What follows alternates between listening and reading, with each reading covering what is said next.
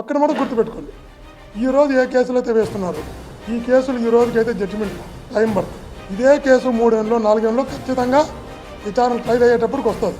వాస్తవాలు కోర్టుకి తెలుస్తాయి, నిజాలు కోర్టుకి తెలుస్తాయి. రేపు గుర్తుపెట్టుకోండి, ఇదే కేసులో నేను ఈరోజు జైలుకి పోవడానికి తప్పుడు కేసులు మీరు పెడితే, జైలుకి పంపడానికి మీరు సిద్ధపడితే, జైలుకి పంపాలనుకుంటే, భాస్కర్ రెడ్డి నీకు టార్గెట్ కావాలనుకుంటే నేను మీ అందరి సమక్షంలో చెప్తున్నాను.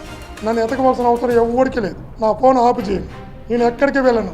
తిరుపతి నుంచి రావడానికి 5-6 గంటలు మీకు టైం పడుతుంది అరెస్ట్ చేయడానికంటే. రేపు ఉదయాన్నే వచ్చి మీ సిట్ ఆఫీస్ ముందర ఒక రూమ్ తీసుకొని ఆ రూమ్లోనే పనుకుంటా, అరెస్ట్ చేసుకో. నా భార్య పిల్లలకు కూడా చెప్పా, మా అమ్మకు కూడా చెప్పా. చంద్రబాబు వచ్చాడు, అప్పుడు జైలుకి పంపాడు, మళ్ళీ చంద్రబాబు వచ్చాడు, మళ్ళీ జైలుకి పంపుతున్నాడు.